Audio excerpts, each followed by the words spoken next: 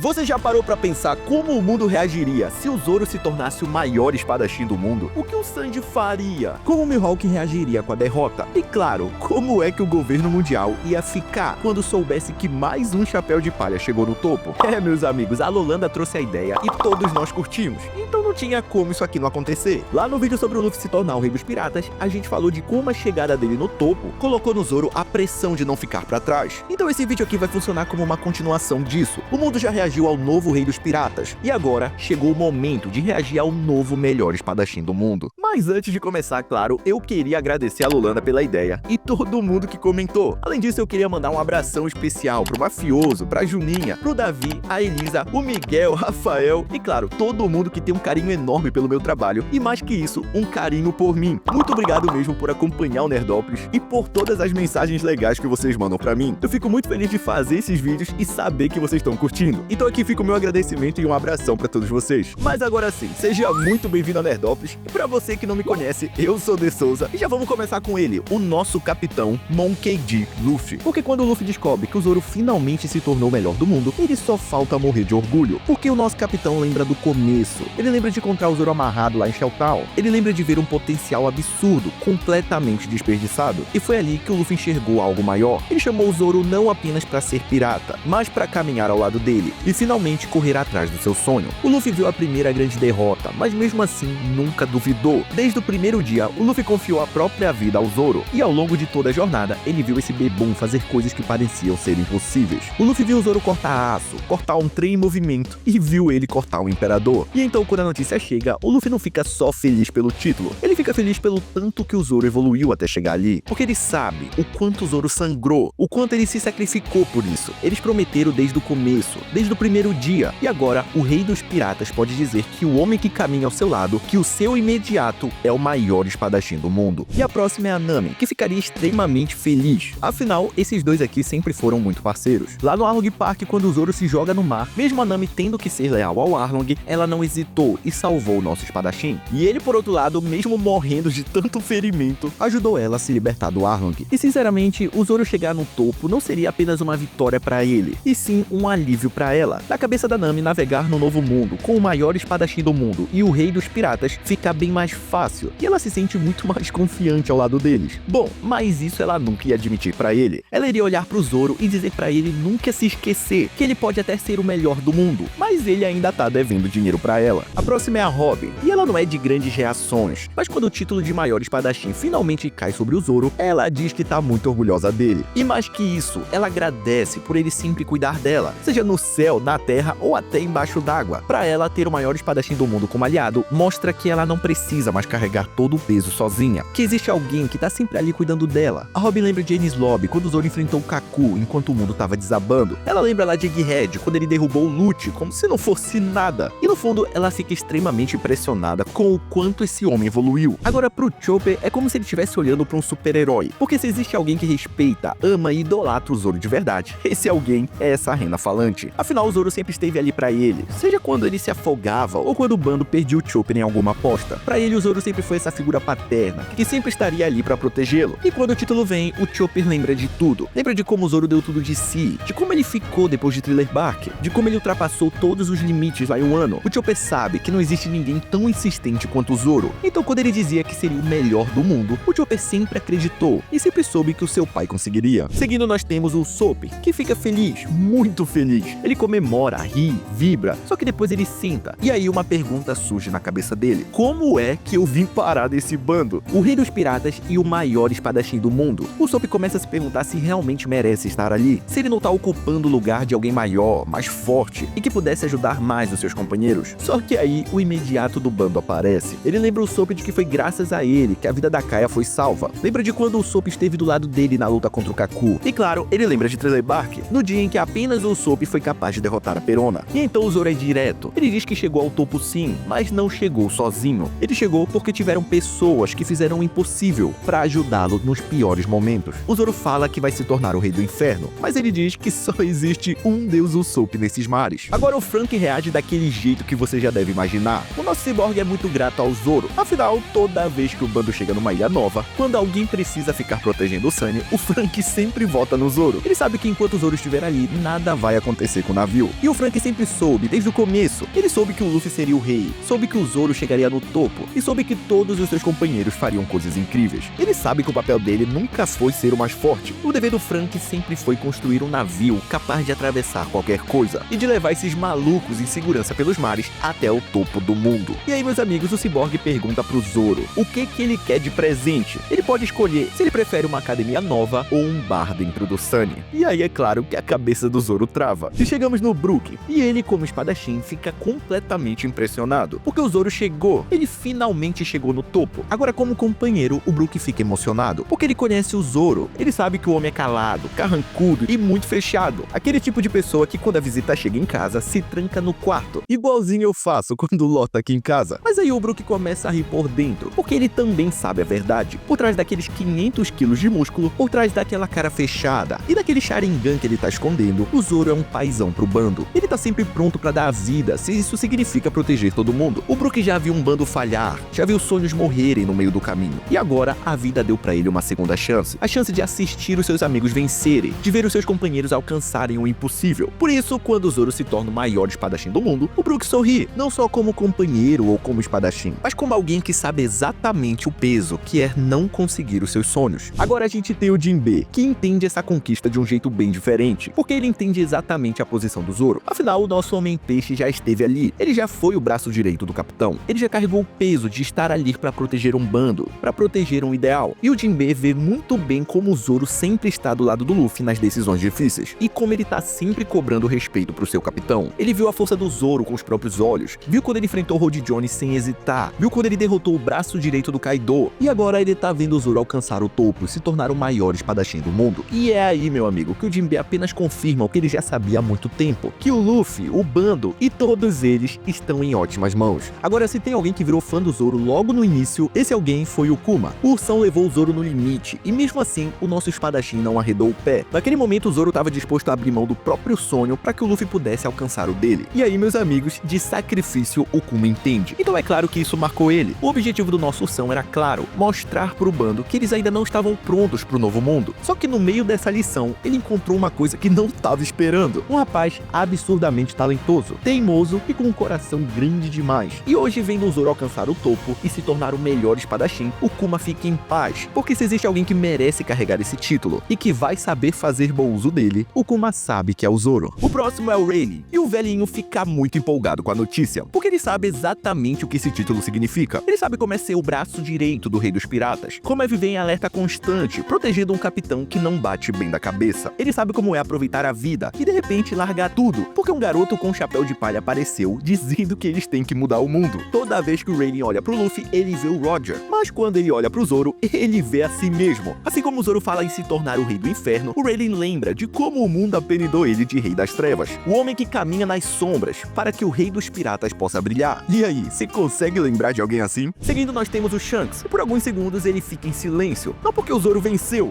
mas porque o Mihawk perdeu. E não foi por causa de uma Akuma no Mi roubada, nem por um poder divino, mas sim em um duelo de espadas, algo que sinceramente parecia impossível de acontecer. E quando ele entende que quem conseguiu vencê-lo foi um pirralho, o mesmo pirralho que o Luffy chamou pra navegar lá no East Blue, o Shanks começa a rir, mas é aquele sorriso carregado de orgulho. Ele lembra do menino que dizia que seria o rei dos piratas, e agora esse menino não só chegou lá, como construiu ao redor de si algo simplesmente absurdo. Ele tem um ex-corsário no timão, alguém capaz de descobrir as verdades do mundo. Ele conseguiu recrutar um dos melhores carpinteiros do Water 7, que pode construir qualquer coisa, e agora o maior espadachim do mundo tá do seu lado. O Shanks se dá conta de que o Luffy tem tudo o que é necessário pra chegar no One Piece e virar o mundo de cabeça pra baixo. E aí que ele olha pra aquele braço faltando e diz que parece que ele venceu aquela aposta. Seguindo, nós temos a Perona. E meu amigo, essa mulher que surta, e surta de verdade. O maior espadachim do mundo, o homem que venceu o Mihawk, ela imediatamente lembra do Zoro caindo do céu. Lembra de como ela cuidou dele, de todas as brigas que eles tiveram. Porque por mais absurdo que isso pareça, o Zoro passou mais tempo com ela do que com qualquer outro membro do bando. Ou seja, esses dois aqui se conhecem de verdade. E exatamente por isso que é tão difícil pra Perona acreditar que o Mihawk perdeu pro Zoro. Porque diferente do Chopper, a Perona não vê o Zoro como um herói invencível. Ela vê ele como lerdo, um cara que não consegue nem andar em linha reta, que se perde o tempo todo, que dorme em qualquer lugar e que precisou de uma babá pra voltar pra Sabaody. Mas não me entenda mal, ela gosta do Zoro, ajudou ele e cuidou do homem. E claro, ela ficou extremamente feliz por ele finalmente ter realizado seu sonho. Ela só acha que tem alguma coisa errada aí, porque ela não consegue aceitar que o Mihawk perdeu. Agora, outra mulher que fica muito emocionada com a notícia é a Hiyori. O Zoro salvou a sua vida, ajudou a libertar o Wano e mais que isso, ela confiou a ele a grande espada Ima do seu pai. E o mais legal é que assim como Oden chegou no fim do mundo e viu todos os segredos escondidos, o Zoro tá indo pelo mesmo caminho. A Hiyori fica muito feliz por ele ter conseguido, só que ela também fica preocupada, porque ela sabe que esse caminho cobra um preço alto. E em silêncio, meus amigos, ela torce para que o homem que carrega a espada de Wano volte à terra onde os verdadeiros samurais são forjados. Agora a Tashigi fica assustada com a notícia. Desde o início, o Zoro sempre deixou essa mulher sem chão. Ao mesmo tempo que ela enxergava nele um samurai absurdo, ela criou um ranço imediato com o fato dele ser um pirata. E meu amigo, isso nunca se resolveu. Ela vive nessa mistura de impressionada e com raiva. Ainda mais depois de Punk Hazard, quando o Zoro salvou a vida dela sem pensar duas vezes, e ainda saiu carregando a mulher como um bom cavalheiro. E o resultado é que o Zoro alugou um triplex na cabeça dessa marinheira. E agora ele chegou no topo, e acabou se tornando o maior espadachim do mundo. E a Tashigi não faz a menor ideia de como reagir. Ela reconhece esse título e respeita ele por ter chegado lá. Mas infelizmente isso não apaga o fato dele ser um pirata. E meu amigo, o resultado é que essa mulher tá mais decidida do que nunca a prender o chapéu de palha. E principalmente o nosso espadachim. Mas meus amigos, a coisa agora fica feia, porque a gente chegou nele. Sim, nós chegamos no Shu, o terror do Zoro, o homem que quase mudou a história do mundo. Quando esse capitão da marinha fica sabendo que o Zoro se tornou o maior espadachim do mundo, ele diz uma única frase: apenas eu poderia ter impedido isso. Sim, meus amigos, não existe Kitetsu e muito menos Zema contra essa força da natureza. Agora a próxima, meus amigos, acredite ou não, é a morte. A mesma que já buscou muitos nomes grandes, como Roger, Barba Branca e o Oden, sem falar de outras lendas absurdas dos mares. E ela chegou em um ano achando que ia farmar mais uma alma. Só que nós estamos falando do Zoro, o homem que prometeu pra Kuina que chegaria no topo, o mesmo homem que jurou pro Luffy que não perderia pra ninguém até derrotar o Mihawk. E quando a morte chega pra fazer o trabalho dela, quando ela chega pra dizer que ele já tinha ido longe demais, que ele já tinha farmado aura o suficiente desse anime, o Zoro simplesmente diz que ainda tinha uma promessa a cumprir e simplesmente manda ela voltar outro dia. E meus amigos, a própria morte fica em choque. Só que agora ele cumpriu essa promessa. E acredite, a morte tá muito feliz. Os próximos são o Johnny e o Osako. E sendo bem honesto, eu não faço a menor ideia de como esses dois iam reagir. E a real é que nem eles sabem o que fariam. Porque desde o começo, mesmo antes de tudo, o Zoro já era o maior espadachim que eles conheciam. Mesmo perdendo pro Mihawk, pro Johnny e Osako, esse homem já estava no topo. Eles tiveram suas vidas salvas pelo Zoro, aprenderam a lutar olhando pra ele e sonhavam em ser como o nosso espadachim. Eles comemoraram cada vitória e choraram junto em cada derrota. E quando o Zoro caiu diante do Mihawk, não foi só ele que perdeu. Foi como se todo mundo ali tivesse perdido junto. E agora o homem conseguiu. Ele chegou lá, o homem tá no topo. E se existe alguém que sempre soube que o Zoro chegaria ali, são esses dois. Mesmo sem saber direito como reagir, eles estão muito felizes, porque agora o mundo finalmente vai ver o Zoro da forma como eles sempre viram. Seguindo, nós temos o Kushiro, o primeiro sensei do Zoro. E aqui o homem só falta morrer de orgulho. Ele olha para o mundo inteiro falando do maior espadachim do mundo. E tem uma coisa que poucas pessoas sabem, mas que toca no coração dele. O Zoro chegou lá, ele finalmente cumpriu com a sua palavra. Ele finalmente realizou o desejo dele. E de algum jeito, a Kuina também participou disso. Afinal, o Zoro carrega a espada dela. E não solta nem pra ir no banheiro. Mas o melhor vem depois, porque o Kushiro manda fazer um pôster do Zoro gigante e cola bem na entrada da escolinha dele. Ele fala pra todo mundo que esse moleque é o pior aluno que ele já teve. E mesmo assim, ele chegou no topo do mundo. E o resultado, meus amigos, é que a escolinha lota. É criança chegando de tudo que é canto pra fazer aula com esse homem. Todo mundo querendo aprender o famoso Santorium. Todo mundo querendo ser o próximo Zoro. E agora, meus amigos, nós chegamos nele. Finalmente chegamos em Dracula e Mihawk. E pra ele, isso não foi apenas uma luta. Desde o primeiro encontro no Baratie, quando o nosso vampiro deu um choque de realidade no Zoro. Quando ele fez o nosso jovem espadachim entender o tamanho do mundo e o quanto ele ainda precisava crescer. O Mihawk podia ter matado o Zoro ali, mas alguma coisa naquele garoto chamou a sua atenção. O nosso vampiro rodou o mundo inteiro, navegou por mares extremamente perigosos, mas mesmo assim, um caçador de piratas do interior do East Blue fez ele hesitar. Ele lembrou do Shanks dizendo que escolheu apostar na nova geração, então ele decidiu fazer o mesmo. Ele diz pro Zoro não ter pressa pra morrer, e quando o garoto aos prantos jura que não vai mais perder, o Mihawk fica bem animado. E anos depois, ele reencontra esse garoto. Só que dessa vez ele não acha que pode derrotar todo mundo. Ele não se acha mais invencível. Dessa vez, esse garoto sabe que mesmo estando muito mais forte, isso ainda não é o suficiente. E é aí que o Zoro pede pra ser treinado. E mesmo o Mihawk sendo solitário, mesmo ele sempre fazendo de tudo pra nunca se envolver nos conflitos do mundo, ele decide apostar mais uma vez na nova geração. E olha, ainda bem que ele fez isso, porque graças a esse treinamento, a gente conseguiu ver o Zoro fazendo coisas incríveis. Só que chegou a hora, meus amigos. O aluno voltou, e ele não é mais imaturo, e agora tá 100 vezes mais forte. E dessa vez, ele vence. E por mais que o Mihawk tenha perdido,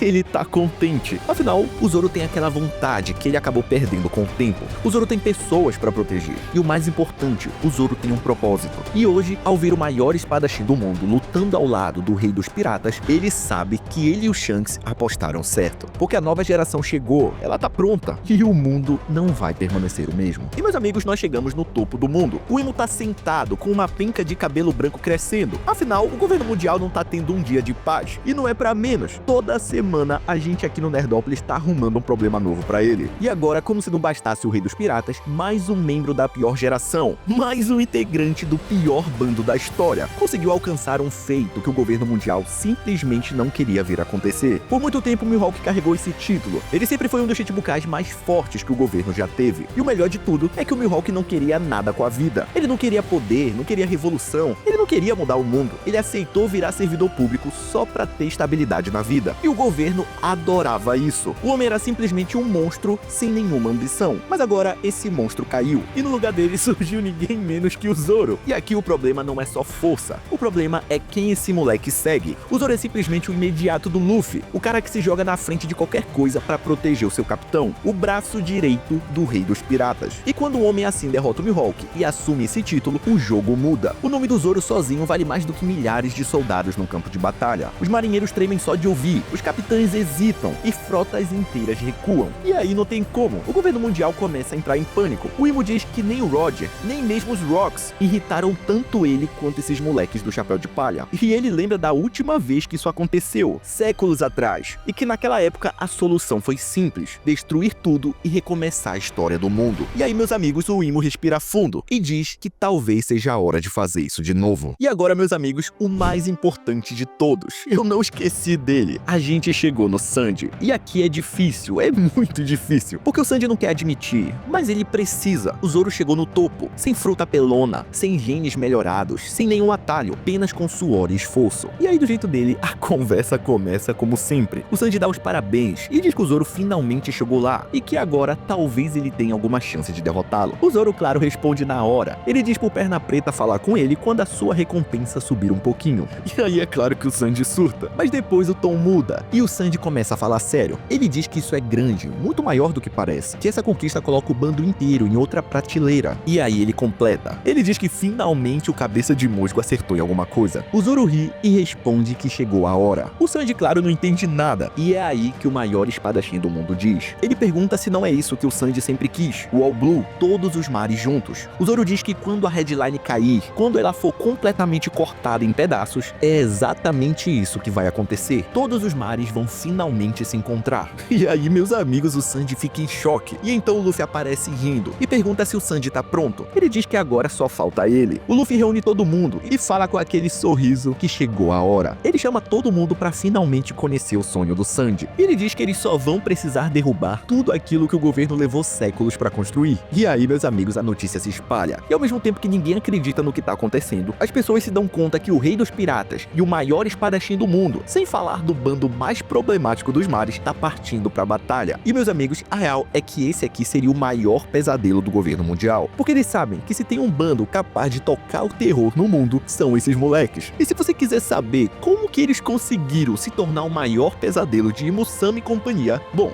é só você clicar nesse vídeo aqui que eu vou te contar tudo. Eu espero demais que você tenha se divertido. Já deixa o like pra ajudar o canal e não esquece, eu sou o De Souza e muito obrigado por vir a Nerdópolis.